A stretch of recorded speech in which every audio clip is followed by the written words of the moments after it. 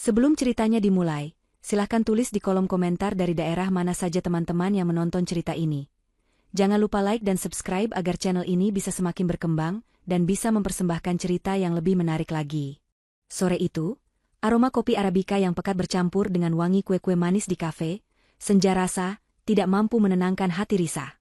Kafe yang biasanya menjadi tempat favoritnya untuk membaca atau sekadar menikmati sore yang tenang, kini terasa mencekam. Risa duduk seorang diri di meja sudut, memandang keluar jendela ke arah hiruk-pikuk jalanan kota Jakarta yang mulai dipenuhi lampu-lampu kendaraan. Rambutnya yang dikuncir kuda terlihat rapi, wajahnya masih memancarkan aura lembut meski ada gurat kelelahan yang tak bisa disembunyikan. Dalam usia 35 tahun, Risa telah mengabdikan seluruh hidupnya untuk keluarga. Ia berhenti dari pekerjaannya sebagai manajer pemasaran yang menjanjikan demi fokus merawat rumah tangga dan membesarkan anak semata wayangnya, Bima. Ia percaya, kebahagiaan sejati ada di senyum suami dan tawa anaknya. Semua pengorbanannya ia lakukan dengan tulus, tanpa pernah menuntut balasan. Ia selalu meyakinkan dirinya bahwa Andi, suaminya, adalah pria yang baik. Pria yang takkan pernah mengkhianati kepercayaan dan cinta yang telah ia berikan seutuhnya. Namun, firasat buruk yang mengganjal hatinya sejak 2 bulan terakhir tidak bisa ia abaikan. Andi sering pulang larut, ponselnya selalu terkunci, dan tatapannya terasa asing, dingin, dan jauh. Risa mencoba menepisnya, menganggap itu hanya kelelahan biasa karena tuntutan pekerjaan Andi sebagai seorang kontraktor. Malam ini, Risa memutuskan untuk menanyakan semuanya, dan ia memilih tempat umum yang netral ini, berharap suasananya bisa meredam ketegangan. Pukul 7 malam, pintu kafe terbuka dan sepasang kekasih masuk. Pasangan itu bukan hanya menarik perhatian Risa, tapi juga hampir semua pengunjung. Pria itu adalah Andi, suaminya, yang tampil dengan kemeja slim fit dan celana bahan yang terlihat rapi. Di sampingnya, seorang wanita muda dengan gaun mini berwarna merah menyala, rambutnya diblow rapi, dan wajahnya dipoles riasan tebal. Itulah Maya, sekretaris baru Andi. Seringkali Risa mendengar nama itu, tapi Andi selalu mengelak dengan mengatakan Maya hanyalah rekan kerja yang cekatan. Namun, cara mereka berjalan, cara tangan Andi melingkar protektif di pinggang Maya, dan senyum manis yang dilemparkan Andi kepada wanita itu, jelas bukan interaksi antara atasan dan bawahan. Jantung Risa berdetak tak karuan. Ia merasa mual. Kedua bola matanya menyorot tajam ke arah mereka. Namun, alih-alih menghindari, Andi justru menuntun Maya ke meja Risa. Ekspresi Andi datar, nyaris tanpa emosi. Risa, sapanya dingin, seolah ia memanggil orang asing. Maya, dengan senyum kemenangan yang tercetak jelas di bibirnya, melipat tangan di depan dada. Ia menatap Risa dari atas ke bawah, seolah menilai barang yang sudah usang. Jadi ini yang namanya Risa? Suaminya sering cerita, tapi saya tidak menyangka. Ia menggantungkan kalimatnya. Risa tahu, kalimat itu syarat dengan hinaan. Rasa malu mulai menjalar. Risa menahan diri untuk tidak menangis di depan mereka. Ia mencoba tetap tenang. Andi, apa ini? Tanya Risa dengan suara bergetar. Andi menghela napas panjang, seolah ia sedang menghadapi masalah yang sangat membosankan. Risa, kita harus bicara, katanya. Bicara apa? Apa yang aku lihat ini sudah cukup jelas. Andi, siapa dia? Suara Risa meninggi. Beberapa pasang mata di sekeliling mulai melirik. Maya tertawa kecil, tawa yang menusuk hingga ke ulu hati. Santai saja, Tante. Saya Maya, calon istri Mas Andi. Hati Risa seperti dihantam palu godam. Kata-kata itu begitu tajam, memotong semua benang harapan yang masih ia pegang. Ia memandang Andi, menunggu suaminya membantah. Namun, yang ia dapatkan hanyalah anggukan pasrah. Risa, aku rasa kita sudah tidak bisa lagi. Semua sudah berbeda. Kamu terlalu membosankan. Maya memberiku semangat yang tidak pernah kamu berikan, ujar Andi, tanpa sedikit pun raut penyesalan. Jadi, aku putuskan kita selesai sampai di sini. Telinga Risa berdengung. Dunia seakan berhenti berputar.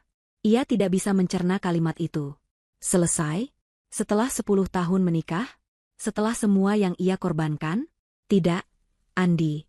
Kamu tidak bisa melakukan ini, bisik Risa, matanya sudah berkaca-kaca. Ia meraih tangan Andi, mencoba menggapai pria yang ia kenal. Namun, Andi menepisnya dengan kasar. Dengar, Risa. Kita tidak bisa lagi. Aku jatuhkan talak kepadamu. 1.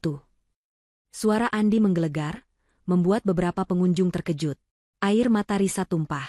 Ia menggelengkan kepala. Andi, jangan. 2. Andi melanjutkan, tanpa peduli. Dan 3. Talak 3. Sekarang juga. Kafe itu hening sejenak. Semua mata menatap ke arah mereka. Beberapa wanita menutup mulutnya dengan tangan, terkejut. Beberapa pria terlihat prihatin, sementara yang lain menatap dengan rasa ingin tahu yang kejam.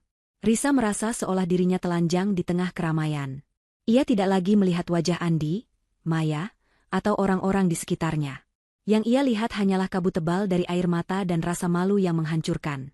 Kata-kata itu, talak 3, adalah kalimat paling mematikan bagi seorang istri dalam Islam. Itu adalah perpisahan yang tak bisa kembali. Hati Risa remuk. Ia bukan hanya diceraikan, tapi juga dihempaskan di depan umum, di hadapan selingkuhan suaminya, dan di hadapan orang-orang asing yang akan menjadi saksi bisu kehancurannya. Andi menatap Risa dengan tatapan dingin, seolah ia baru saja membuang sampah. Sekarang, bisakah kamu pergi? Kami ingin melanjutkan makan malam kami. Kalimat itu adalah pukulan telak yang membuat Risa kehilangan sisa-sisa kekuatannya. Ia bangkit, kakinya gemetar. Seluruh tubuhnya terasa mati rasa. Ia merasakan semua mata tertuju padanya. Risa ingin berteriak, ingin menangis sekencang-kencangnya, ingin menghantam wajah Andi dan Maya. Tapi yang bisa ia lakukan hanyalah berjalan perlahan, menundukkan kepala, berusaha menyembunyikan wajahnya yang basah oleh air mata dan dipenuhi rasa malu yang tak terhingga. Ia berjalan melewati celah-celah kursi, melewati tatapan-tatapan kasihan dan menghakimi, sampai akhirnya ia berhasil keluar dari pintu kafe, sendirian, dengan hati yang hancur berkeping-keping. Malam itu, di bawah kerlip lampu kota yang tak peduli, Risa menumpahkan semua rasa sakitnya. Rasa malu. Rasa terhina. Dan di tengah semua kepedihan itu, sebuah api mulai menyala. Bukan api cinta yang dulu ia rasakan, melainkan api kemarahan. Kemarahan yang membakar setiap sel di tubuhnya. Ia menatap ke langit malam, mengusap air matanya dengan tangan yang mengepal. Ia tidak akan membiarkan dirinya hancur begitu saja.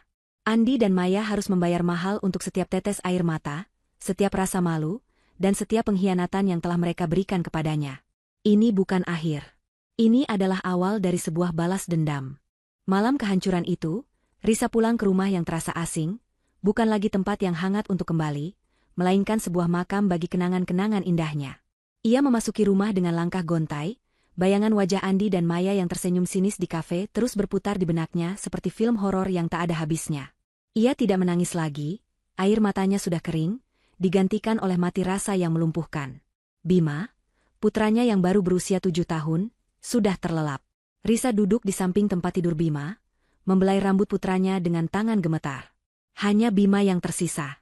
Hanya untuk Bima ia harus tetap kuat. Namun, kekuatannya terkuras habis. Kabar perceraian Risa menyebar seperti api. Beberapa hari setelahnya, ponsel Risa dipenuhi panggilan dan pesan, bukan dari teman-teman yang peduli, melainkan dari orang-orang yang ingin tahu, bergosip, dan yang terburuk, menghakiminya. Ibu mertuanya datang ke rumah, bukan untuk memberi dukungan, melainkan untuk melayangkan tuduhan. Pasti kamu ada salah, Risa. Apa yang kamu lakukan sampai Andi nekat menceraikanmu di depan umum begitu? Kalau saja kamu lebih perhatian, lebih cantik, mungkin ini tidak akan terjadi. Ucapan itu menusuk lebih dalam dari pisau. Risa bahkan tidak memiliki kekuatan untuk membela diri. Ia hanya bisa menatap mertuanya, merasakan semua tuduhan itu melukainya. Bahkan teman-teman terdekatnya pun mulai menjauh. Beberapa menasihatinya untuk ikhlas dan move on, seolah rasa sakitnya adalah sesuatu yang bisa disembuhkan dengan kalimat-kalimat klise. Yang lain, tanpa disadari Risa, berada di sisi Andi, menikmati pesta kemenangan yang baru. Risa menyadari, ia tak punya siapa-siapa. Semua orang yang ia pikir peduli, yang ia pikir akan memberinya dukungan, menghilang. Ia terisolasi, terkunci dalam duka dan rasa malu. Selama seminggu penuh, Risa mengunci diri di kamar. Ia membiarkan rumah berantakan, debu menumpuk, dan piring-piring kotor menumpuk di dapur. Ia tidak mandi, tidak makan, dan hanya bisa meringkuk di sudut ruangan, memeluk lututnya, tenggelam dalam lautan keputusasaan. Ia merenungkan setiap inci hidupnya. Mengapa ia berhenti dari pekerjaan? Mengapa ia mempercayai Andi seutuhnya? Mengapa ia meletakkan kebahagiaannya di tangan orang lain? Hidupnya, yang ia kira sempurna, kini hancur lebur tanpa sisa. Ia merasa seperti seorang penipu, orang bodoh yang mengira cinta bisa bertahan selamanya. Ia merasakan dirinya perlahan-lahan memudar, menjadi bayangan dari dirinya yang dulu. Namun, suatu sore, Bima datang ke kamarnya. Mata Bima sembab, wajahnya terlihat kuyu. "Mama, kenapa Mama tidak mau keluar?" "Bima lapar." Suara polos Bima membangunkan Risa dari tidur panjangnya.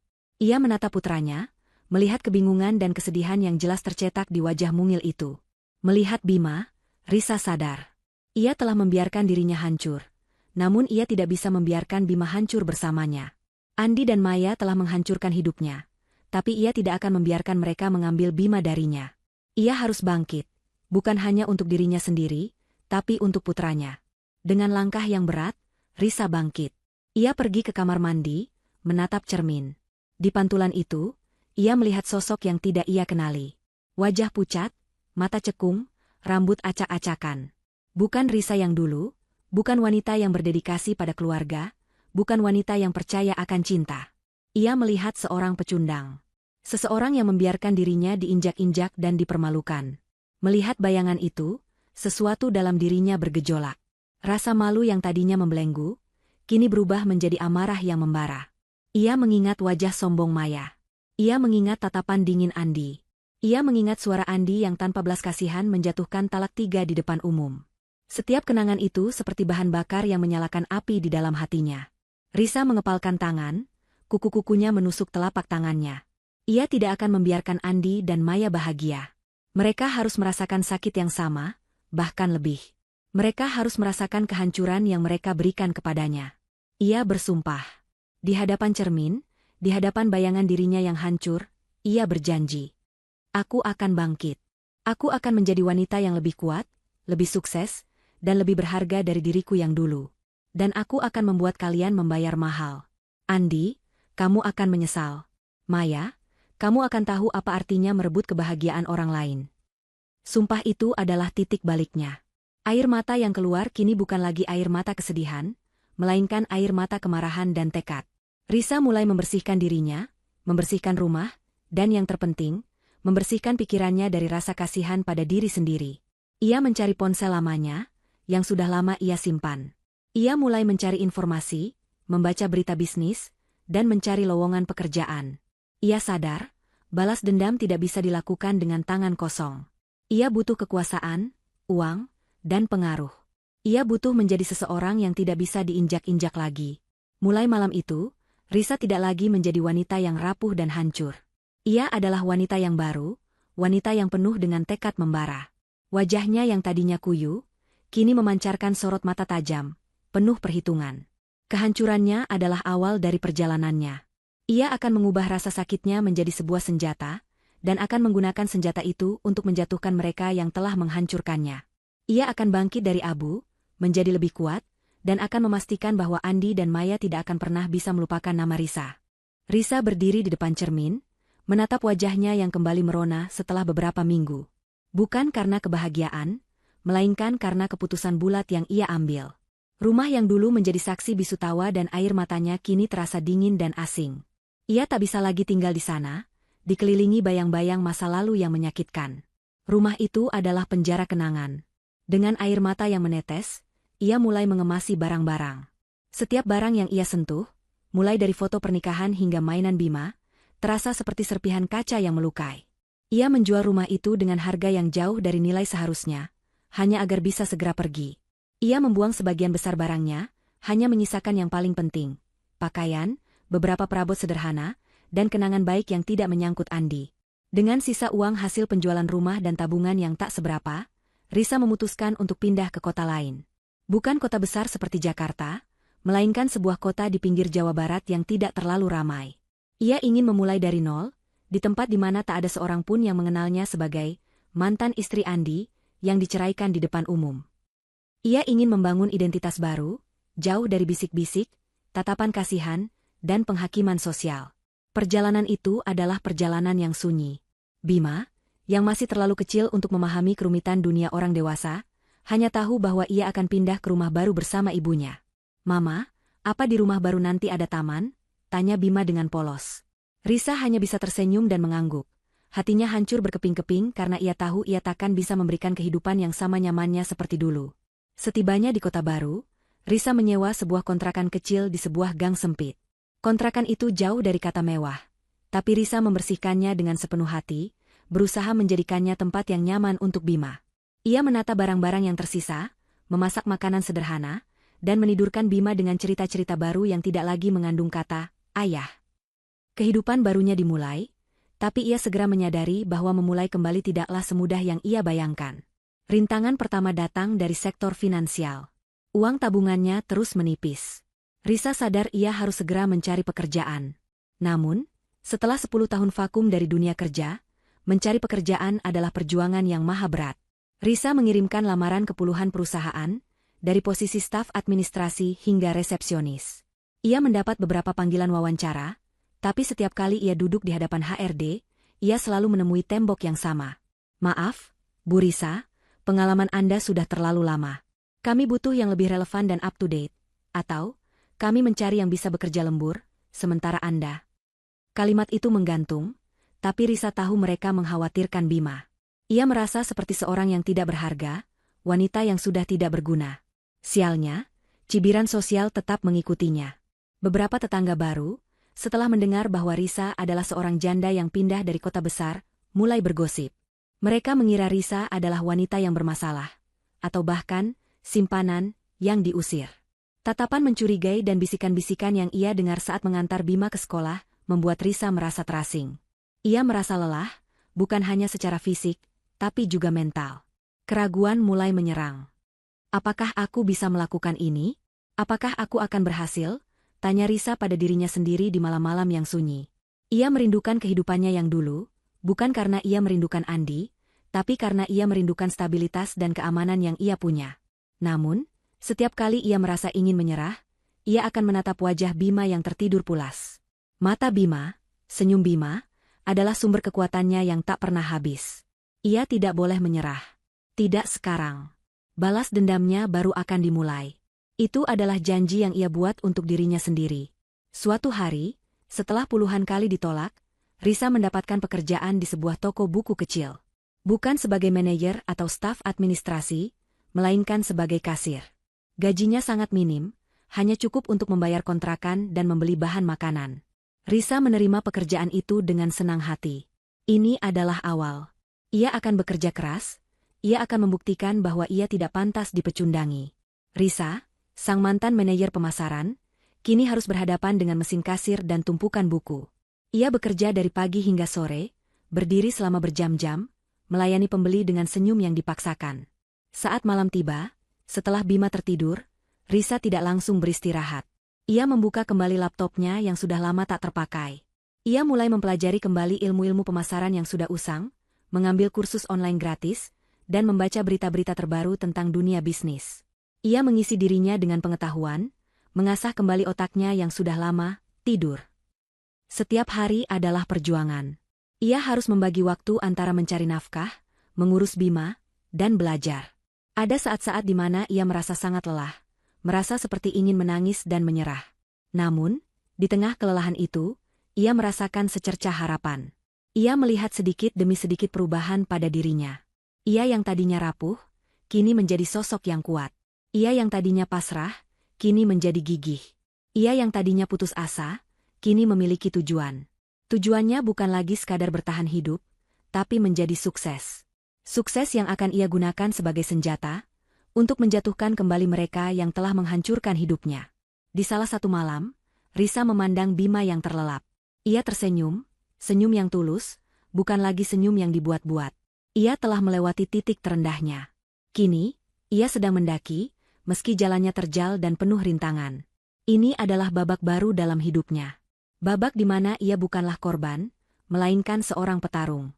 Babak di mana ia akan menggunakan rasa sakitnya sebagai bahan bakar, untuk mencapai puncak, dan untuk memulai balas dendamnya yang paling manis. Tahun-tahun pertama Risa di kota baru dipenuhi oleh kerja keras dan pengorbanan yang tak kenal lelah. Pekerjaan sebagai kasir di toko buku kecil bernama Pustaka Senja bukanlah impiannya, tapi ia menjalaninya dengan totalitas yang luar biasa. Risa tidak hanya melayani pembeli dan mengurus kas, ia menggunakan setiap momen untuk mempelajari detail bisnis. Ia menghafal letak setiap buku, memahami preferensi pelanggan, dan bahkan secara sukarela membantu pemilik toko, Pak Budi, dalam menata ulang etalase agar terlihat lebih menarik. Pak Budi, seorang pensiunan guru yang bijaksana, cepat menyadari bahwa Risa adalah permata tersembunyi. Kecerdasan dan ketajaman nalurinya dalam melihat peluang bisnis jauh melampaui pekerjaan kasirnya. Suatu sore, Risa menghampiri Pak Budi dengan sebuah proposal sederhana. "Pak, saya perhatikan penjualan buku fiksi kita agak stagnan. Bagaimana kalau kita coba membuat klub buku kecil setiap akhir pekan? Kita bisa mengundang penulis lokal atau sekadar mengadakan diskusi. Saya yakin ini bisa menarik lebih banyak pelanggan." Pak Budi terkejut, namun ia mengangguk setuju. Risa tidak hanya mengusulkan, ia juga yang mengurus semuanya. Ia membuat poster-poster sederhana, mempromosikan acara di media sosial toko, dan bahkan menyiapkan bahan diskusi. Hasilnya, acara itu sukses besar. Jumlah pengunjung toko meningkat drastis, dan penjualan buku fiksi melonjak tajam. Pak Budi, yang terkesan dengan inisiatif Risa, segera menawarinya posisi manajer toko. Ini adalah promosi pertamanya. Gaji yang ia terima kini lebih baik, cukup untuk menyewa apartemen yang lebih layak dan memastikan Bima mendapatkan kebutuhan terbaik. Namun, Risa tidak berhenti di situ. Ia tahu, toko buku kecil ini hanyalah batu loncatan. Ambisinya jauh lebih besar. Setelah Bima tertidur, ia kembali ke laptopnya, mengambil kursus online tentang digital marketing dan business management. Ia menghabiskan malam-malamnya untuk belajar, meminum kopi, dan merencanakan langkah-langkah selanjutnya. Ia tak ingin lagi menjadi karyawan biasa. Ia ingin menjadi pengambil keputusan. Ia ingin menjadi orang yang memegang kendali. Setelah 2 tahun bekerja di Pustaka Senja dan membuat toko itu jauh lebih sukses, Risa merasa sudah waktunya untuk melangkah. Ia mengirimkan lamaran ke beberapa perusahaan besar di kota itu. Dengan pengalaman praktis yang baru dan ilmu yang ia pelajari dari kursus, ia kini memiliki resume yang kuat. Tak lama kemudian, sebuah perusahaan startup di bidang teknologi, Innovated Solutions, memanggilnya untuk wawancara. Wawancara itu adalah ujian terberatnya. Risa berhadapan dengan panel direksi yang menanyainya dengan pertanyaan-pertanyaan sulit. Mereka skeptis dengan jeda karirnya yang panjang. Namun, Risa menjawab setiap pertanyaan dengan tenang, memberikan contoh-contoh nyata dari keberhasilannya di Pustaka Senja, dan menunjukkan pemahaman mendalam tentang tren pasar saat ini. Ia tidak lagi terlihat seperti wanita yang hancur. Ia adalah wanita yang percaya diri, tajam, dan penuh ambisi. Risa akhirnya diterima sebagai staf pemasaran junior. Gaji awalnya tidak terlalu besar, tapi ia melihat ini sebagai peluang emas. Di Innovated Solutions, Risa menunjukkan dedikasi yang tak terbantahkan. Ia adalah orang pertama yang datang ke kantor dan yang terakhir pulang. Ia bekerja lembur, tidak hanya menyelesaikan tugasnya, tapi juga menawarkan solusi-solusi inovatif untuk masalah-masalah yang dihadapi timnya. Ketika sebuah proyek besar terancam gagal, Risa dengan cepat mengidentifikasi titik lemah dan menyusun strategi baru yang brilian. Ia mempresentasikan idenya kepada atasannya, yang terkesan dengan keberanian dan kecerdasannya. Proyek itu berhasil, dan Risa mendapatkan pujian dari seluruh jajaran manajemen.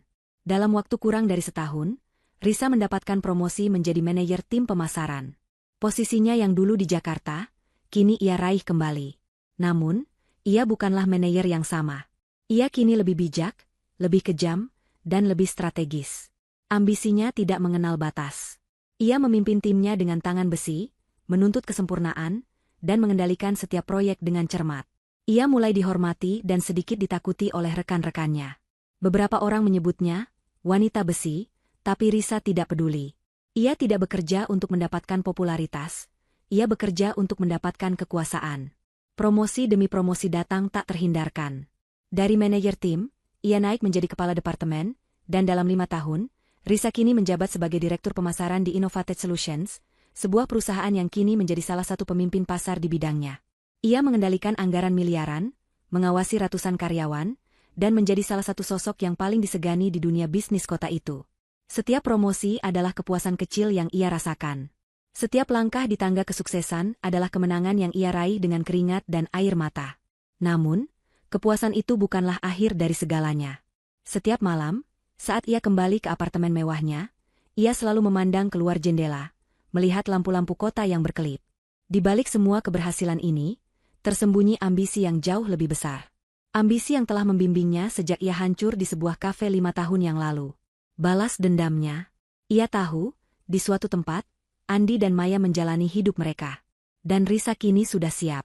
Ia sudah memiliki kekuasaan dan pengaruh yang ia butuhkan untuk memulai jaring balas dendamnya. Setiap pencapaian, setiap promosi, adalah persiapan untuk saat itu. Dan saat itu, akan segera tiba. 5 tahun telah berlalu sejak Risa meninggalkan kota lama. Kini, ia bukan lagi Risa yang rapuh dan hancur.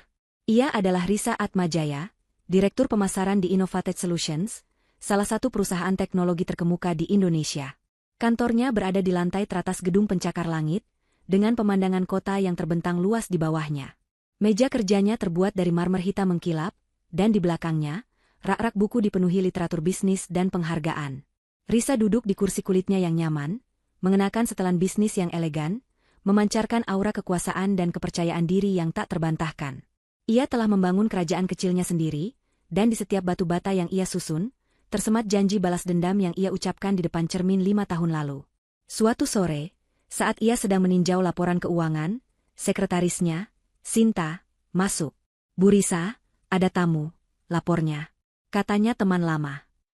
Risa mengangguk, penasaran. Tamu itu ternyata Dina, teman kuliahnya dulu yang kini menjadi editor sebuah majalah gaya hidup. Pertemuan mereka adalah hal yang tak terduga, dan Risa menyambutnya dengan senyum profesional. Mereka berbasa-basi tentang karir dan kehidupan, hingga pembicaraan mereka mengarah pada masa lalu. "Ngomong-ngomong, kamu tahu nggak, Risa? Kamu dulu benar-benar hilang tanpa jejak. Dulu ada gosip kalau kamu diceraikan di depan umum, tapi setelah itu kamu kayak ditelan bumi," kata Dina sambil menyeruput kopinya. Risa hanya tersenyum tipis, menanggapi dengan tenang. "Saya pindah. Butuh awal baru." "Oh ya, ngomong-ngomong soal itu," lanjut Dina, suaranya terdengar antusias, "kamu tahu kabar Andi sama Maya, kan? Mantan suamimu itu?" Jantung Risa berdetak lebih kencang. Ini adalah momen yang ia tunggu-tunggu. Ia berusaha menutupi kegembiraannya dengan ekspresi datar. "Tidak, saya tidak mengikuti kabar mereka." Dina melanjutkan, tanpa menyadari perubahan ekspresi Risa. "Mereka kena karma, sih menurutku. Setelah menikah, Andi mendirikan perusahaan kontraktor sendiri. Awalnya lancar, tapi dasar boros. Maya kan gayanya hedon banget. Suka pamer, belanja barang branded terus, liburan ke luar negeri. Andi nurutin aja. Gak sadar kalau uang itu habis untuk gaya hidup, bukan investasi. Akhirnya, proyek-proyeknya macet, utang di mana-mana. Perusahaan Andi bangkrut total tahun lalu." Risa mendengarkan dengan seksama, setiap kata dari Dina adalah melodi kemenangan baginya. "Terus sekarang gimana?" tanyanya, suaranya tetap tenang. "Mereka sekarang tinggal di kontrakan kecil, mobilnya disita, dan katanya Andi sedang kesulitan mencari pekerjaan. Maya? Wah, dia sudah tidak bisa pamer lagi di media sosial.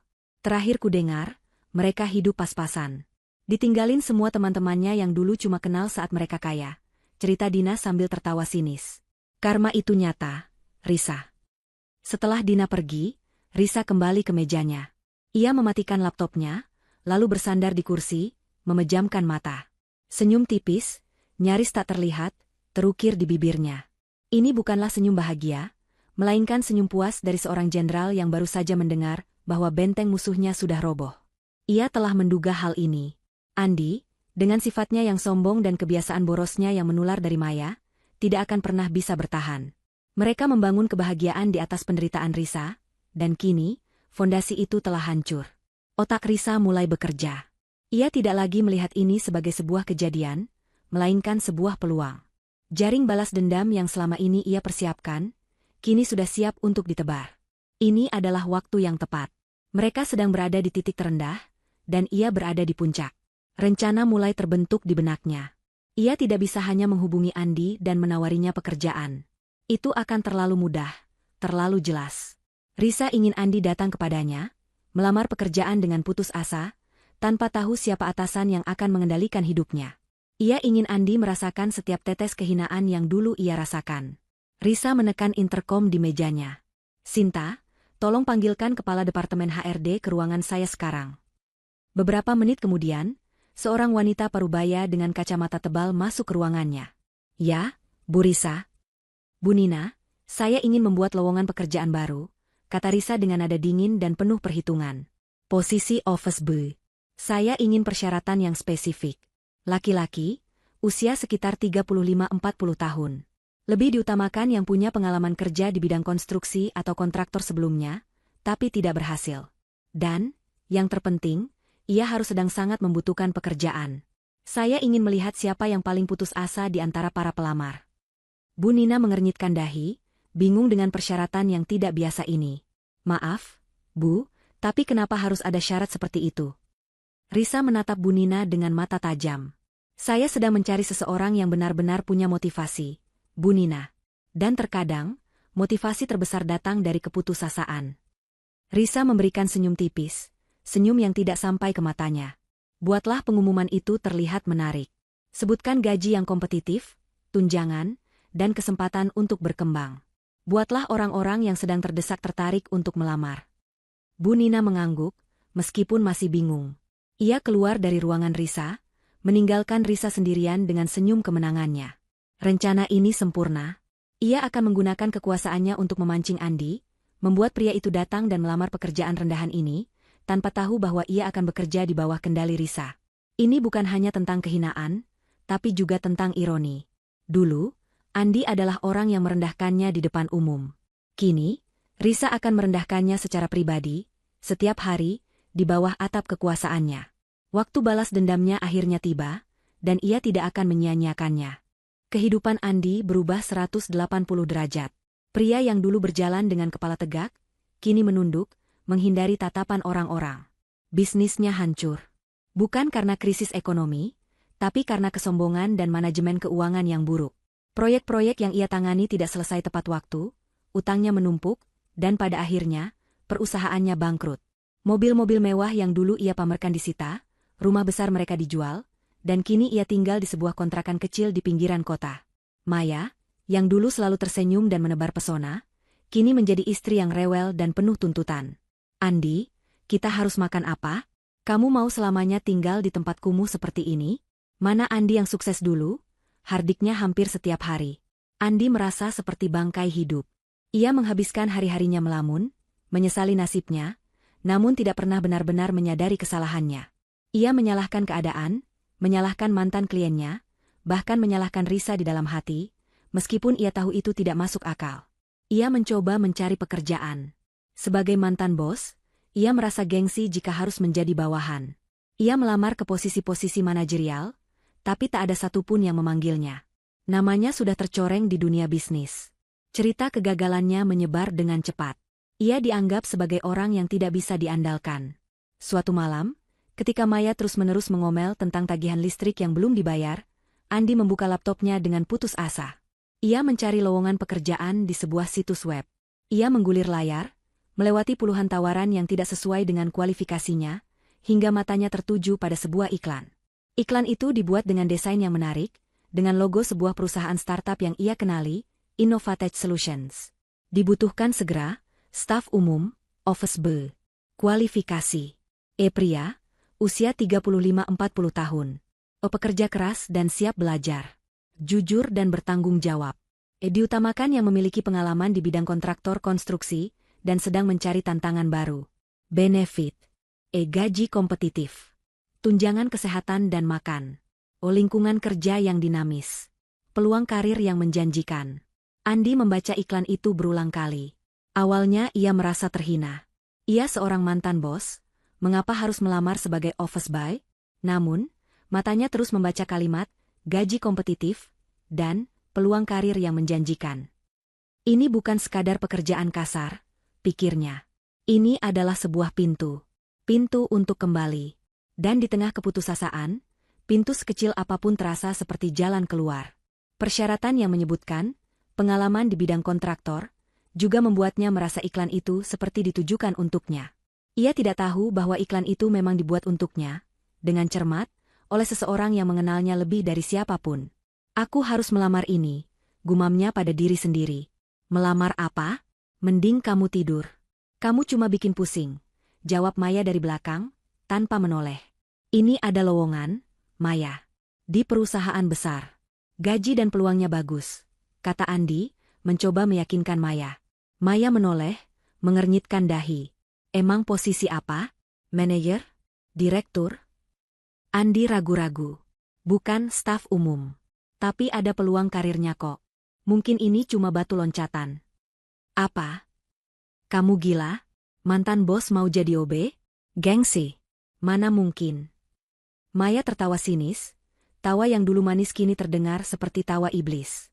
Kamu mau aku dipermalukan sama teman-temanku karena suamiku jadi OB? Aku sudah tidak punya pilihan lain. Maya, gengsi tidak bisa membayar tagihan. Kamu yang selalu menuntut aku ini itu, sekarang aku dapat kerjaan malah kamu larang. Kamu mau kita tinggal di jalanan? Bentak Andi, amarahnya sudah di ujung tanduk. Maya terdiam. Ia memikirkan semua barang mewahnya yang sudah dijual.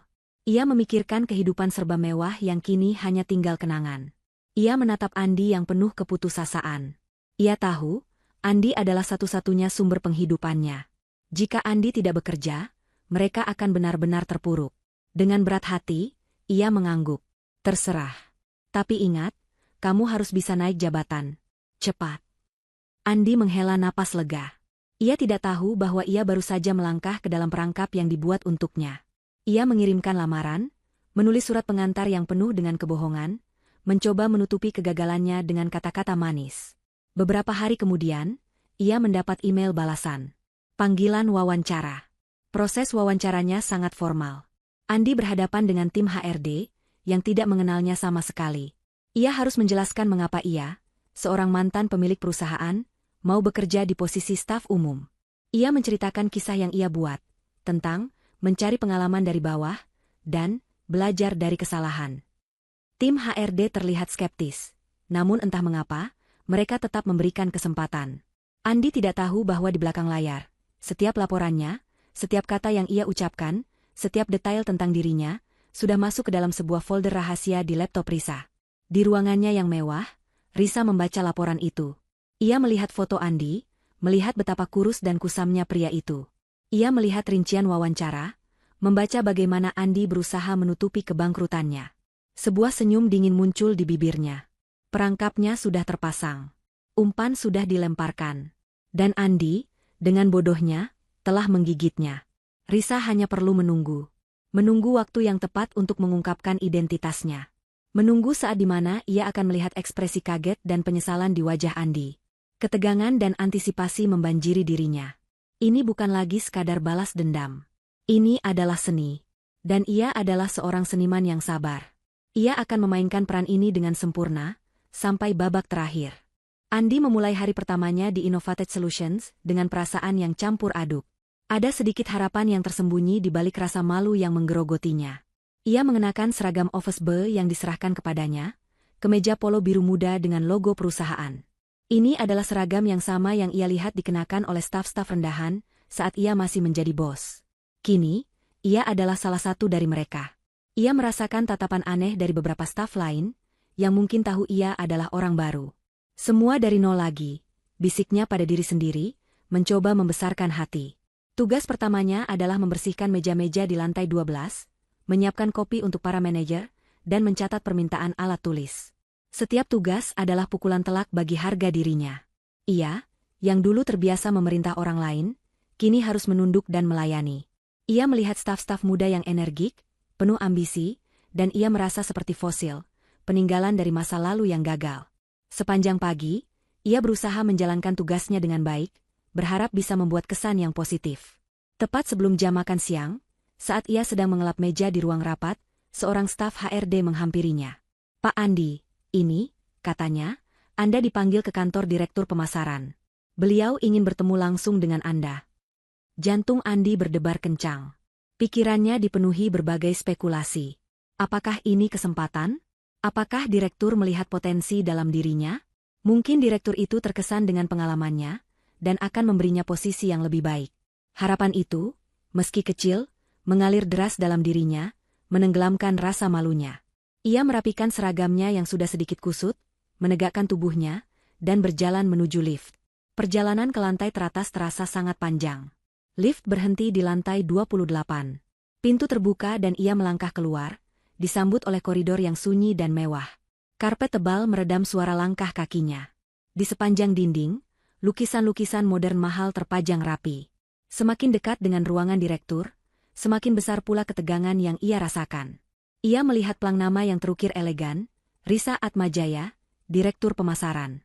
Nama itu terasa familiar, tapi ia menganggapnya hanya sebuah kebetulan. Nama Risa tidak begitu langka. Seorang sekretaris yang cantik dan berpakaian rapi menyambutnya di depan pintu. "Pak Andi, silakan masuk. Ibu sudah menunggu." Andi mengangguk, napasnya tertahan. Ia mendorong pintu kayu yang besar itu, dan melangkah masuk. Ruangan itu begitu luas, didominasi oleh jendela kaca yang membentang dari lantai ke langit-langit, menyajikan pemandangan kota yang menakjubkan. Di tengah ruangan itu, duduk seorang wanita di belakang meja marmer hitam. Punggungnya menghadap Andi, memandang keluar jendela. Andi berdeham pelan. "Permisi, Bu. Saya Andi. Saya dipanggil ke sini." Wanita itu perlahan memutar kursi kerjanya. Wajahnya perlahan-lahan terlihat. Dan saat mata Andi menangkap wajah itu, dunia seakan berhenti berputar. Udara di sekitarnya terasa menipis. Tubuhnya kaku, darahnya seolah berhenti mengalir. Mulutnya sedikit terbuka, tapi tak ada suara yang keluar. Wanita di hadapannya bukanlah wanita yang ia harapkan, atau wanita yang ia kenal. Di hadapannya, duduk Risa. Tapi Risa ini bukanlah Risa yang dulu ia kenal. Risa ini mengenakan setelan blazer berwarna krem yang elegan dan rok pensil yang pas di tubuhnya. Rambutnya terurai rapi, dipotong pendek modern. Wajahnya yang dulu lembut dan sering tersenyum, kini memancarkan kecantikan yang dingin dan mata yang tajam, penuh dengan kekuasaan. Ia memancarkan aura seorang ratu yang tak tergoyahkan. Risa menatap Andi, tidak dengan senyum, tidak dengan amarah, tapi dengan tatapan dingin dan penuh kemenangan yang membuat bulu kuduk Andi merinding. Ia membiarkan Andi terdiam dalam keterkejutannya, membiarkan momen itu meresap sepenuhnya. "Andi," sapa Risa, suaranya terdengar lembut namun menusuk, seperti bilah es yang tajam. "Lama tidak berjumpa." Andi tidak bisa berbicara. Ribuan kenangan melintas di benaknya, dari Risa yang menangis di kafe, hingga janji-janji manis yang ia berikan pada Maya. Kini, ia berdiri di sini, di hadapan wanita yang ia buang, mengenakan seragam office bow, sementara Risa duduk di singgasananya, di puncak dunia yang berbeda. Rasa malu yang ia rasakan di kafe 5 tahun lalu kini datang kembali, 100 kali lipat lebih kuat. Ia merasa seperti serangga kecil yang tertangkap jaring laba-laba. Risa bersandar di kursinya, mengaitkan kedua tangannya di atas meja. "Selamat datang di Innovated Solutions, Andi. Saya harap kamu bisa betah bekerja di sini," katanya dengan nada sinis. "Saya dengar kamu sedang butuh pekerjaan. Syukurlah, kita bisa saling membantu." Andi hanya bisa menelan ludah. Ia mencoba mencari-cari kata-kata, tapi tidak ada satupun yang bisa ia ucapkan. Ia ingin berteriak, ia ingin lari, tapi kakinya seolah terpaku di lantai. "Mulai sekarang, kamu akan bertanggung jawab atas semua urusan kebersihan dan kebutuhan di lantai ini, khususnya di ruangan saya," lanjut Risa, suaranya terdengar sangat jelas di ruangan yang hening. "Saya tidak akan menyulitkanmu secara personal, tapi saya menuntut profesionalisme. Kamu tahu kan, saya tidak suka hal-hal yang berantakan." "Risa." Andi berhasil mengeluarkan satu kata, suaranya serak. "Tidak ada, Risa, di kantor ini," potong Risa dengan tajam. "Saya Bu Risa, Direktur Pemasaran. Dan kamu, Andi, adalah office boy saya." Kalimat itu adalah pukulan telak terakhir. Andi akhirnya tersadar. Ini bukan kebetulan. Ini adalah balas dendam. Risa telah merencanakan semuanya. Risa telah bangkit dari kehancurannya, dan kini ia akan membalas perbuatan Andi. Rasa syoknya berubah menjadi ketakutan yang mendalam. Ia terjebak. Di kantornya sendiri, Risa kini adalah ratu, dan ia adalah pelayan rendahan. Risa menatapnya dengan senyum puas yang hanya ia tunjukkan di dalam hatinya. "Sekarang, kamu bisa kembali bekerja. Ada secangkir teh panas yang saya butuhkan. Kamu tahu kan, saya tidak suka gula terlalu banyak," perintah Risa, memberikan isyarat dengan tangannya. Andi mengangguk, seperti boneka yang digerakkan benang. Ia berbalik, melangkah keluar dari ruangan itu dengan gontai. Pintu tertutup di belakangnya, meninggalkan Risa sendirian dengan senyum kemenangannya yang tak terbantahkan. Ia sudah berhasil. Ia telah memancing Andi. Dan kini, permainan yang sebenarnya baru saja dimulai. Sejak pertemuan yang mengejutkan itu, kehidupan Andi di Innovated Solutions adalah neraka yang ia ciptakan sendiri. Setiap hari, ia melangkah ke dalam gedung dengan perasaan takut. Tahu bahwa di salah satu ruangan mewah di lantai atas, ada seorang wanita yang menunggunya, yang memegang kendali penuh atas hidupnya. Pukulan terberat bagi Andi bukanlah seragam office boy yang ia kenakan, melainkan kenyataan bahwa setiap tugas yang ia jalani adalah pengingat betapa rendahnya ia kini, dan betapa berkuasanya Risa. Dinamika baru di antara mereka sangatlah kejam. Risa tidak pernah berteriak atau menghina Andi di depan umum. Ia jauh lebih cerdas dari itu.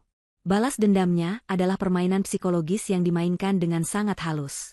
Di mata karyawan lain, Risa adalah direktur yang menuntut profesionalisme, sementara Andi hanyalah salah satu staf rendahan yang beruntung mendapatkan pekerjaan di perusahaan Bonafide. Tapi di antara mereka berdua, setiap interaksi adalah sebuah sindiran tajam. Andi, panggil Risa melalui interkom, suaranya terdengar dingin dan tanpa emosi. Saya butuh teh, sekarang. Andi akan bergegas ke pantry, menyiapkan cangkir, teh, dan air panas. Ia akan membawa teh itu ke ruangan Risa, menaruhnya dengan hati-hati di atas meja. Risa akan mengangkat cangkir itu, menyesapnya, lalu meletakkannya kembali. Terlalu manis. Saya tidak suka gula terlalu banyak. Kamu tahu itu kan, Andi? Ia akan mengatakan kalimat itu, meskipun ia tahu bahwa dulu, Risalah yang selalu membuatkan teh untuknya, dan Andilah yang selalu meminta sedikit gula lebih. Kalimat itu bukan tentang teh, tapi tentang pengkhianatan. Itu adalah pukulan kecil yang terus-menerus diberikan Risa. Lain waktu, Risa meminta Andi untuk membersihkan mejanya. Andi akan mengelap meja itu dengan kain, merasakan setiap goresan dan setiap sudut. Setiap kali tangannya menyentuh permukaan meja, ia teringat bagaimana dulu Risa dengan telaten membersihkan mejanya di rumah, merapikan dokumen-dokumennya, dan memastikan segalanya sempurna untuknya. Andi sekarang berada di posisi yang sama, melakukan hal yang sama, untuk wanita yang dulu adalah istrinya. Rasa malu dan penyesalan membanjiri dirinya. Penderitaan Andi tidak hanya datang dari Risa. Ia juga harus menghadapi telepon-telepon dari Maya yang terus-menerus menuntut. Andi, kamu sudah dapat gaji? Aku butuh uang untuk perawatan, wajahku sudah kusam. Kamu harus cepat naik jabatan, aku malu sama teman-teman. Andi tidak pernah berani menceritakan identitas bosnya kepada Maya. Ia takut. Takut Maya akan marah besar, takut ia akan ditinggalkan. Jadi ia hanya mengangguk, menjanjikan hal-hal yang tidak bisa ia penuhi, menelan pahitnya kebohongan. Rasa malu itu kini tidak hanya dari pekerjaan, tapi juga dari kebohongan yang ia ciptakan untuk menutupi kehinaannya. Di saat-saat Risa mengadakan rapat penting dengan klien atau petinggi perusahaan lain, ia seringkali memanggil Andi untuk membawakan dokumen atau minuman.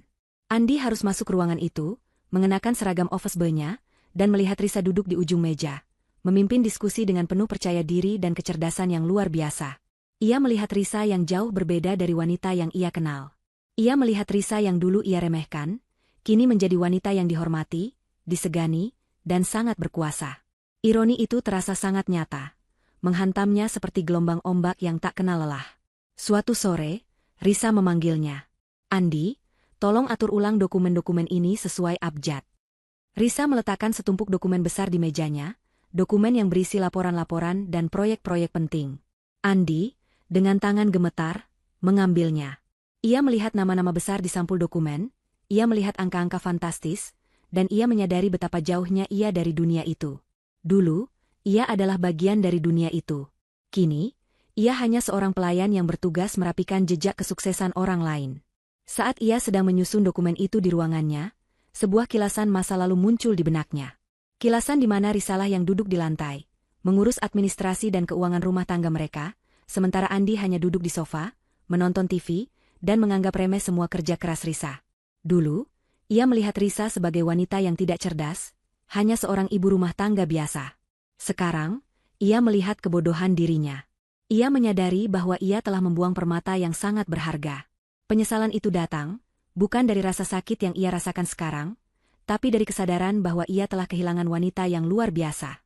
Namun, penyesalan itu bercampur dengan rasa malu yang teramat sangat, yang membuat Andi tidak bisa melakukan apa-apa. Ia terjebak dalam lingkaran setan yang ia ciptakan sendiri. Sementara itu, dari balik pintu kaca ruangannya, Risa memandang Andi yang sedang bekerja. Ia melihat setiap gerakan, setiap ekspresi yang dilayangkan Andi. Ia melihat kehancuran di mata pria itu. Tidak ada lagi amarah yang membara di dalam diri Risa. Yang ada hanyalah rasa puas yang dingin. Ia telah mencapai apa yang ia inginkan. Ia tidak ingin melihat Andi menderita secara fisik. Ia ingin melihat pria itu hancur secara mental, hancur oleh penyesalan dan rasa malu. Balas dendam ini adalah sebuah karya seni, dan Risa telah melukisnya dengan indah. Andi adalah kanvasnya.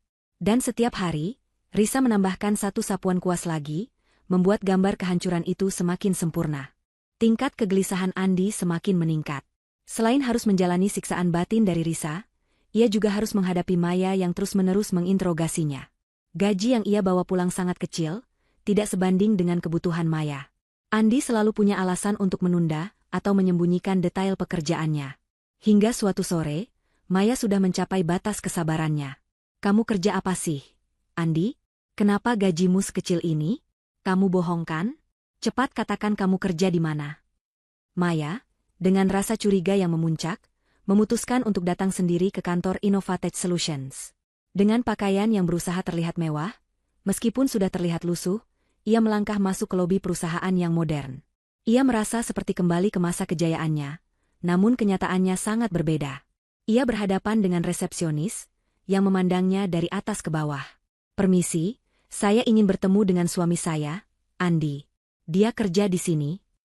Resepsionis itu mengangguk, lalu menekan interkom. "Maaf, Ibu. Bapak Andi posisinya staf umum, bukan manajer.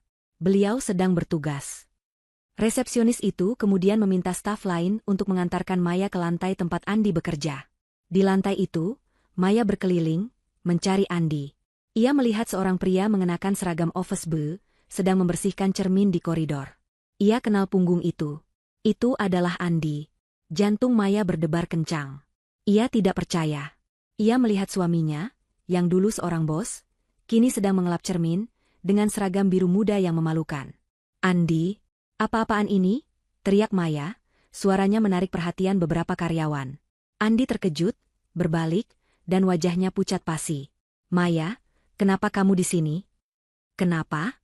Kamu bilang kerja di perusahaan besar. Kamu bohong. Kamu bilang ada peluang karir. Ini, kamu jadi OB?" Maya berteriak histeris, tidak peduli dengan tatapan mata yang kini tertuju pada mereka. Tepat pada saat itu, Risa keluar dari ruangannya, ditemani oleh Bu Nina, kepala HRD. Risa tidak terkejut sama sekali. Ia tahu ini akan terjadi. Ia telah mengantisipasi kedatangan Maya. Risa melangkah mendekat dengan langkah anggun namun mantap. Maya, yang menyadari kehadiran Risa, terdiam. Ia melihat Risa yang jauh lebih cantik, lebih berkuasa, dan lebih berkelas dari dirinya. "Risa?" bisik Maya, suaranya bergetar. Risa hanya tersenyum tipis. "Selamat datang, Maya. Maaf, saya tidak bisa menyambutmu lebih awal.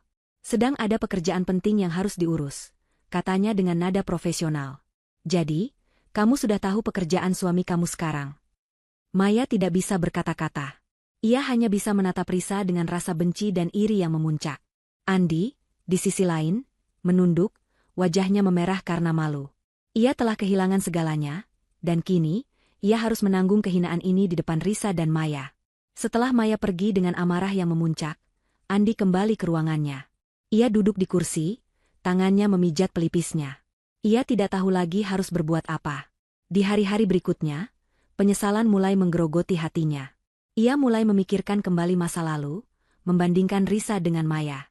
Risa yang sederhana, yang mencintai dan mendukungnya tanpa syarat, dan Maya yang glamour, yang mencintainya hanya karena uang. Ia menyadari betapa bodohnya ia, membuang permata demi seonggok batu. Suatu sore, saat Risa keluar dari ruangannya, Andi memberanikan diri untuk mengikutinya. "Bu Risa," panggilnya pelan. Risa berbalik, menatapnya dengan pandangan dingin. "Ada apa?" Saya ingin bicara." "Maaf, Bu Risa, saya tidak tahu harus bagaimana," kata Andi, suaranya terdengar putus asa. "Saya tahu apa yang saya lakukan dulu itu salah. Saya minta maaf. Saya sangat menyesal." Risa terdiam. Ini adalah momen yang ia tunggu-tunggu. Pengakuan. Penyesalan. Tapi alih-alih merasakan kemenangan yang manis, hatinya justru terasa kosong. Ia telah melihat kehancuran Andi, melihat pria itu hancur di depan matanya. Puas. Tapi apakah ini yang ia inginkan? Penyesalan itu datang terlambat. "Andi," kata Risa, suaranya tetap dingin. "Kamu tidak perlu meminta maaf. Saya sudah tidak peduli. Tugasmu hanya satu, layani saya sebagai atasanmu." Namun, di dalam hatinya, sebuah dilema mulai tumbuh. Ia telah mencapai titik di mana ia harus bertanya pada dirinya sendiri. Apakah ini akhir dari segalanya? Apa yang akan aku dapatkan jika aku terus menyiksanya? Ia melihat penyesalan di mata Andi, dan itu membuatnya merasa aneh. Puas, tapi juga hampa. Ia tidak lagi merasakan amarah yang membakar. Api itu sudah padam. Yang tersisa hanyalah abu. Ia kembali ke ruangannya, memandang keluar jendela. Ia telah berjanji untuk membalas dendam, dan ia telah melakukannya. Tapi balas dendam ini tidak memberinya kedamaian yang ia cari. Balas dendam ini menguras energinya, dan membuatnya menjadi wanita yang dingin dan penuh perhitungan. Ia merenung, apakah ia harus terus melanjutkan permainannya, atau melepaskan semuanya. Pilihan itu sangat berat. Di satu sisi, ia ingin melihat Andi dan Maya hancur total. Di sisi lain, ia ingin melupakan masa lalu dan memulai hidup yang baru, hidup yang tidak lagi dikendalikan oleh dendam. Pilihan itu akan menentukan apakah ia akan selamanya menjadi korban masa lalu, atau menjadi wanita yang benar-benar bebas. Ia tahu, klimaks dari balas dendamnya sudah di depan mata. Namun, kini ia ragu. Apakah ia benar-benar menginginkan kemenangan itu? Atau ia menginginkan kedamaian sejati yang datang dari melepaskan? Jantungnya berdebar, bukan karena amarah, melainkan karena kebingungan. Perusahaan Innovated Solutions mengadakan acara gala untuk merayakan ulang tahun perusahaan yang kelima. Ballroom Hotel Bintang 5 disulap menjadi tempat yang megah, dipenuhi dengan tamu-tamu penting, mulai dari investor, klien, hingga petinggi perusahaan lain. Risa, sebagai direktur pemasaran, adalah salah satu bintang utama malam itu. Ia mengenakan gaun malam berwarna hijau zamrud yang elegan, memancarkan aura kecantikan dan kekuasaan yang tak terbantahkan. Ia menyapa para tamu dengan senyum profesional, menerima pujian atas kesuksesan perusahaan, dan memimpin acara dengan sempurna. Namun, di balik semua senyum itu, otaknya terus berputar, menunggu momen yang tepat. Di sudut ruangan, Andi mengenakan seragam office boy-nya. Malam itu, ia diberi tugas khusus untuk membantu melayani minuman para tamu penting di area VIP. Jantungnya berdebar kencang. Ia merasa terasingkan di tengah kerumunan orang-orang yang berpakaian mewah. Ia mengenali beberapa wajah dari masa lalunya, para mantan rekan bisnis yang dulu menghormatinya. Beberapa dari mereka menatapnya dengan pandangan bingung, seolah tidak percaya bahwa pria yang dulu berbisnis dengan mereka kini menjadi seorang pelayan. Andi menundukkan kepala, berharap tidak ada yang mengenalinya. Rasa malunya semakin memuncak ketika ia melihat Maya. Entah bagaimana, Maya berhasil masuk ke dalam acara, mengenakan gaun pesta yang sudah ketinggalan zaman. Maya berjalan dengan angkuh, seolah-olah ia adalah bagian dari kerumunan elit itu. Ia mencari-cari Andi, dan saat matanya menemukan suaminya mengenakan seragam pelayan, wajahnya memerah karena malu dan marah. Ia berjalan cepat mendekati Andi. "Andi, apa-apaan ini? Aku bilang jangan bikin malu aku. Kenapa kamu jadi pelayan?" bisiknya dengan nada marah, mencoba agar tidak ada orang lain yang mendengarnya. Tepat pada saat itu, Risa berjalan ke arah mereka, ditemani oleh seorang kolega lama Andi, Pak Herman. Pak Herman dulu adalah investor kecil di perusahaan Andi, dan ia adalah salah satu orang yang melihat Risa diceraikan di kafe. "Pak Herman, Anda sudah lama di sini? Senang sekali bisa bertemu Anda," sapa Risa dengan ramah. Mata Pak Herman beralih ke Andi. Wajahnya menunjukkan keterkejutan yang luar biasa. Ia mengenali Andi, tapi ia tidak percaya apa yang ia lihat. "Andi, itu kamu?" tanyanya dengan suara pelan. Andi merasa tenggorokannya tercekat. Ia mencoba menghindari tatapan Pak Herman. "Pak Herman ya, saya?" "Andi, tolong bawakan minuman untuk Pak Herman," kata Risa dengan nada memerintah yang dingin. "Pak Herman, Anda pasti haus, kan? Andi akan mengambilkan minuman untuk Anda." Andi mengangguk, mengambil nampan dengan tangan gemetar, dan bergegas menuju meja minuman. Ia mengisi 2 gelas dengan champagne, mencoba menenangkan dirinya. Ia harus melewati kerumunan orang untuk kembali ke tempat Risa dan Pak Herman berdiri. Di tengah perjalanan, kakinya tersandung karpet yang longgar. Gelas-gelas di tangannya terlepas, dan champagne tumpah, membasahi gaun putih mahal milik seorang tamu penting, yang kebetulan adalah istri dari salah satu investor terbesar di perusahaan. Ruangan itu hening. Semua mata kini tertuju pada Andi. Gaun putih yang basah, pecahan kaca yang berserakan di lantai. Andi membeku, tidak tahu harus berbuat apa. Rasa takut dan malu membanjiri dirinya, melumpuhkan seluruh tubuhnya. Maya, yang melihat kejadian itu, menutup mulutnya dengan tangan, tidak percaya. Ia melihat suaminya, yang dulu ia banggakan, kini menjadi bahan tontonan dan ejekan. Ia mendengar bisik-bisik, "Itu kan Andi, yang perusahaannya bangkrut itu, dan kasihan sekali istrinya. Ia merasa seperti dihujani ribuan panah, bukan karena kasihan pada Andi, tapi karena malu. Ia tidak bisa menerima kenyataan ini. Risa, melihat kekacauan itu, melangkah mendekat dengan langkah tenang. Tidak ada panik, tidak ada amarah. Ia tetap tenang. Ya ampun, Andi, kenapa bisa ceroboh begitu? Tanyanya dengan nada yang terdengar seperti keprihatinan palsu. Ia berbalik ke tamu yang terkena tumpahan. Maafkan saya, Bu. Ini kesalahan staf saya. Tolong sampaikan kepada staf hotel untuk membersihkannya. Ia kemudian menatap Andi dengan dingin. Kamu, katanya dengan suara pelan namun menusuk, pergi ke belakang. Jangan muncul di area ini lagi sampai acara selesai. Nanti temui saya di ruangan saya. Perintah itu adalah hukuman mati bagi harga diri Andi. Di depan semua orang, di depan mantan koleganya, dan di depan istrinya, ia dipermalukan. Ia melihat tatapan Pak Herman yang penuh belas kasihan bercampur kecewa. Ia melihat tatapan Maya yang penuh kebencian. Ia tahu, ia telah kehilangan segalanya. Andi berjalan tertatih-tatih menuju area belakang, dengan seragamnya yang kotor dan hati yang hancur. Ia tidak lagi peduli dengan apapun. Ia duduk di sebuah kursi di area staf, menundukkan kepalanya, membiarkan air mata mengalir. Ia menyadari, ini adalah balasan atas semua yang ia lakukan pada Risa. Ia telah menanam benih kehancuran, dan kini, ia harus menuai buahnya. Sementara itu, Maya, setelah melihat kehancuran Andi secara langsung, tidak tahan lagi. Ia tidak bisa lagi hidup dengan rasa malu ini. Dengan marah, ia berjalan keluar dari ballroom, meninggalkan Andi sendirian. Ia tahu, hubungannya dengan Andi sudah tidak bisa diselamatkan. Pria itu tidak lagi berguna baginya. Di tengah semua kekacauan itu, Risa kembali ke tempatnya. Ia tersenyum tipis. Ini adalah kemenangan. Balas dendamnya telah mencapai puncak. Tidak ada lagi amarah. Hanya ada rasa puas yang dingin. Ia telah menunjukkan kepada semua orang, dan terutama kepada Andi dan Maya, bahwa ia adalah pemenangnya. Pagi hari setelah gala yang memalukan itu, kantor Innovated Solutions terasa berbeda. Bisik-bisik dan tatapan-tatapan kasihan mengiringi langkah Andi saat ia memasuki gedung untuk yang terakhir kalinya. Ia tahu, tak ada lagi yang bisa ia lakukan. Rasa malu yang ia rasakan semalam terasa begitu nyata, seperti luka yang takkan pernah sembuh. Dengan langkah gontai, ia berjalan menuju lift dan menekan tombol ke lantai 28. Sekretaris Risa menyambutnya dengan tatapan datar. Ibu Risa sudah menunggu, katanya, tanpa emosi. Andi memasuki ruangan itu, ruangan yang kini terasa seperti ruang eksekusi. Risa duduk di balik mejanya, tampak tenang dan profesional seperti biasanya.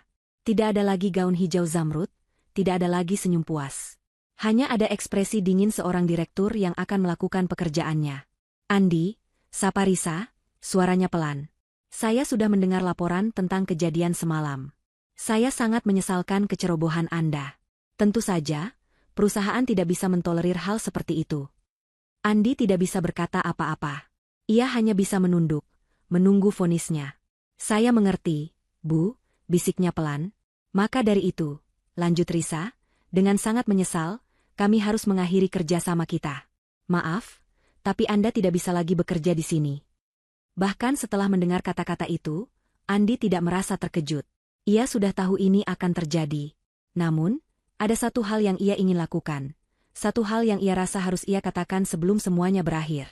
Ia mengangkat wajahnya, menatap Risa.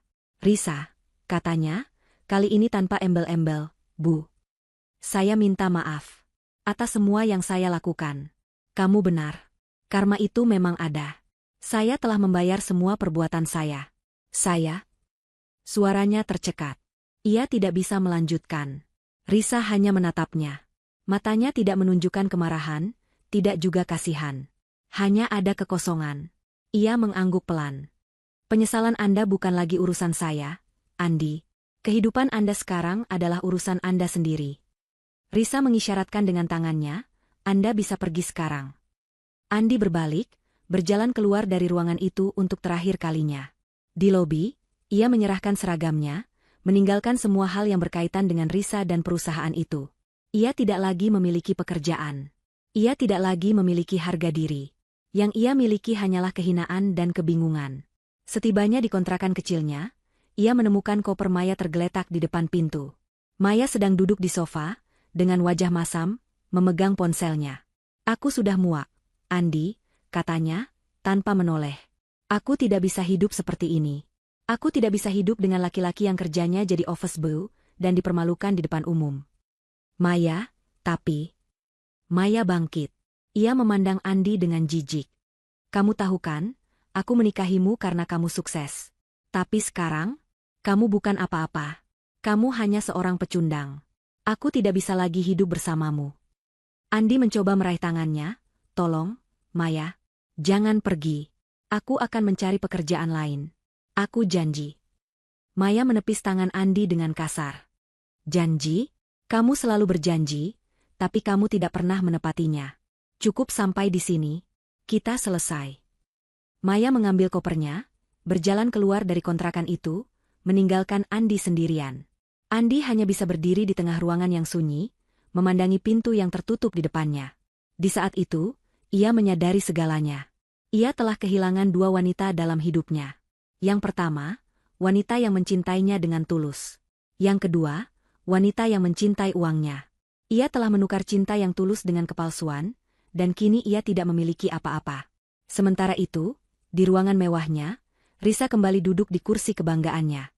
Ia melihat dari jendela kantornya, menyaksikan terbitnya matahari. Ia telah mencapai apa yang ia inginkan. Ia telah melihat kehancuran Andi dan Maya. Ia telah membuat mereka membayar mahal. Namun, alih-alih merasakan kebahagiaan yang meluap-luap, hatinya justru terasa kosong. Risa memejamkan mata, memutar kembali kilasan-kilasan perjalanannya. Dari tangisan di kafe, malam-malam tanpa tidur, pekerjaan yang melelahkan, hingga menjadi sosok yang berkuasa. Semua itu ia lakukan demi satu tujuan, balas dendam. Kini, tujuannya sudah tercapai, tapi ia tidak merasakan kedamaian. Ia menyadari bahwa balas dendam memang manis, tapi rasa manis itu tidak bertahan lama. Balas dendam telah mengubahnya menjadi wanita yang dingin dan penuh perhitungan. Ia berhasil menghancurkan orang lain, tapi ia juga telah menguras habis jiwanya sendiri. Ia menghela napas panjang, merasa sebuah beban berat telah terangkat dari pundaknya. Ia tidak lagi merasa marah. Yang ada hanyalah rasa hampa yang perlahan digantikan oleh kelegaan. Kelegaan karena semua ini telah berakhir. Kelegaan karena ia tidak lagi harus menjadi wanita yang penuh dendam. Ia akhirnya menyadari bahwa kedamaian sejati tidak datang dari melihat orang lain menderita. Kedamaian sejati datang dari memaafkan, bukan untuk mereka, tapi untuk dirinya sendiri. Memaafkan dirinya karena telah membiarkan orang lain menghancurkannya, dan memaafkan dirinya karena telah membiarkan dendam menguasai hidupnya. Ia kini bebas. Bebas dari kebencian yang selama ini membelenggunya. Tahun berganti, dan debu-debu kehancuran masa lalu telah tertiup angin. Risa Atmajaya, yang kini telah menginjak usia 40 tahun, bukanlah lagi wanita yang sama. Kantornya masih di puncak gedung yang sama, karirnya masih bersinar, tapi hatinya telah menemukan kedamaian yang dulu ia cari. Setelah melihat Andi hancur dan ditinggalkan Maya, Risa merasa sebuah beban terangkat dari pundaknya. Rasa puas itu ada, tapi rasa itu tidak bertahan lama. Seiring waktu, kepuasan itu digantikan oleh kehampaan, dan kemudian, oleh kelegaan yang tulus. Risa akhirnya menyadari bahwa ia telah membiarkan amarahnya mengendalikan hidupnya terlalu lama. Ia mulai membuat perubahan. Di dalam ruangannya, ia menyingkirkan foto-foto penghargaan dan menggantinya dengan foto-foto Bima yang tersenyum. Ia tidak lagi bekerja hingga larut malam. Ia memastikan dirinya pulang tepat waktu untuk makan malam bersama Bima, membantu pekerjaan rumahnya, dan mendongeng sebelum tidur. Bima, yang tadinya sering murung, kini tumbuh menjadi anak yang ceria dan penuh tawa. Melihat senyum Bima adalah kebahagiaan sejati bagi Risa, kebahagiaan yang jauh lebih murni dari sensasi kemenangan atas orang lain. Suatu sore, saat Risa sedang merapikan dokumen-dokumen lama di mejanya, ia menemukan laporan rekrutmen Andi. Ia melihat lagi foto Andi yang terlihat lusuh, membaca lagi rincian wawancara yang penuh keputusasaan. Ia memandangi dokumen itu sejenak, lalu perlahan, ia merobeknya menjadi serpihan-serpihan kecil. Ia tidak lagi membutuhkan kenangan itu. Ia tidak lagi membutuhkan bukti atas kemenangannya. Ia telah memaafkan dirinya karena telah membiarkan kebencian menguasai hidupnya. Ia sadar, kebahagiaan sejati tidak datang dari melihat orang lain menderita. Kebahagiaan sejati datang dari membebaskan diri dari belenggu masa lalu. Risa memutuskan untuk melepaskan semuanya. Ia tidak lagi memikirkan Andi dan Maya. Ia tidak lagi memikirkan pengkhianatan. Ia fokus pada hal-hal yang benar-benar penting.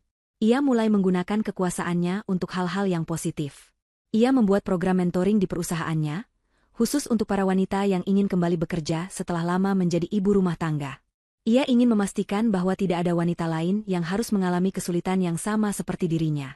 Ia juga menjadi pembicara di berbagai seminar, menceritakan kisahnya, bukan sebagai kisah balas dendam, melainkan sebagai kisah kebangkitan. Ia selalu mengakhiri ceritanya dengan pesan moral yang kuat. Balas dendam memang bisa terasa manis, tapi rasa manis itu hanya sesaat. Kedamaian sejati datang dari memaafkan diri sendiri dan melangkah maju. Kita tidak bisa mengubah masa lalu, tapi kita bisa menentukan masa depan kita sendiri. Pesannya menginspirasi banyak orang, dan Risa menemukan tujuan hidup yang lebih besar, tujuan yang jauh lebih berarti dari sekadar menghancurkan orang lain. Di tengah-tengah kesibukan barunya, Risa bertemu dengan seorang pria bernama Arga. Arga adalah seorang arsitek yang bekerja sama dengan perusahaan Risa dalam sebuah proyek besar. Arga adalah pria yang sederhana, rendah hati, dan penuh dengan kebaikan. Ia tidak terintimidasi oleh kesuksesan Risa. Sebaliknya, ia sangat mengagumi kecerdasan dan kekuatan Risa.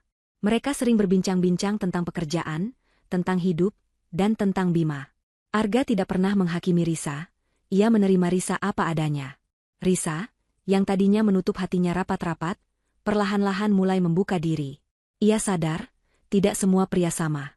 Dan ia, yang tadinya hanya hidup untuk Bima dan karir, kini merasa ada ruang di hatinya untuk orang lain.